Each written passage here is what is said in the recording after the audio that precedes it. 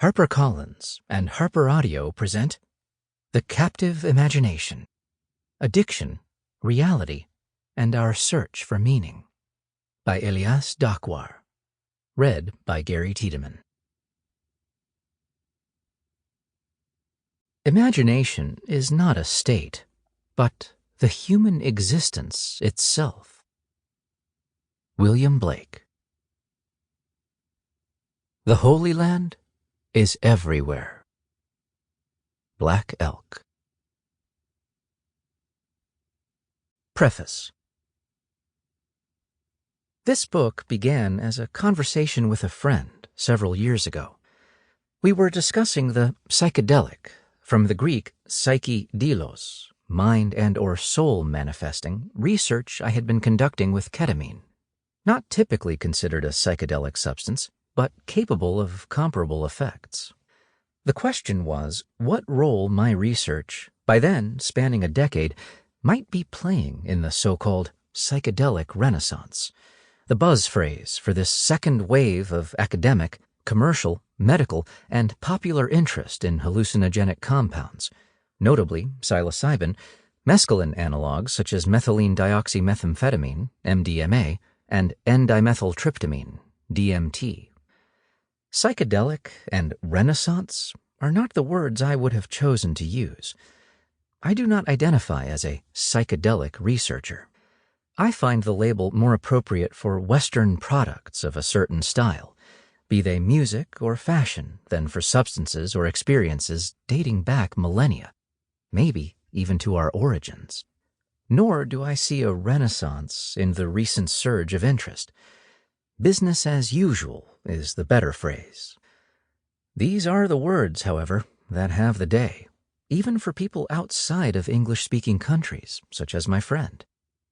A public health researcher based in Switzerland, she spoke about psychedelics, which she pronounced psychedelics in her native French, as if they were as clear-cut as machine cogs, opining on what they do and how they might transform our medical and cultural systems. I had heard variations on these ideas before, but something clicked for me listening to this ordinarily cautious scientist speak so knowingly. I recognized just how pervasive the psychedelic renaissance had become. What I found especially striking was the incongruity between her casual mention of psychedelics and the dark, murky mysteries involved. If there is one area where we should tread lightly and suspend our preconceptions, then surely this would be it? Then there was the apparent sea change, whereby psychedelics had become the darlings of popular and academic media. It was only several years prior that I had faced substantial resistance in obtaining support from the National Institutes of Health, NIH, for studying the anti-addiction effects of ketamine, a legal medicine in common use for several decades.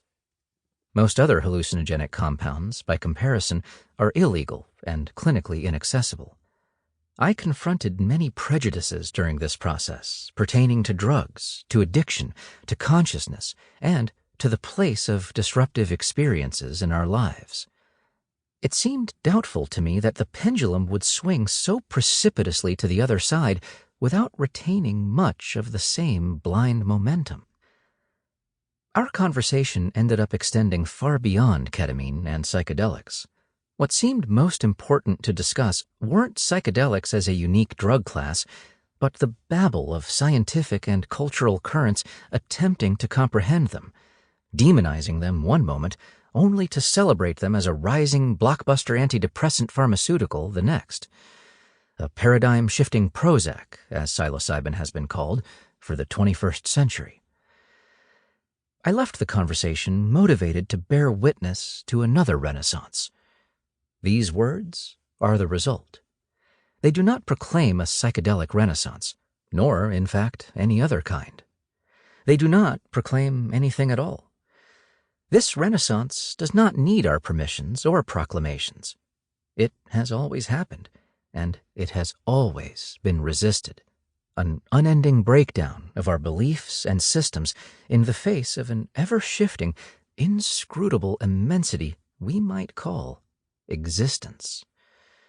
But even this well-known word deserves Sample complete. Ready to continue?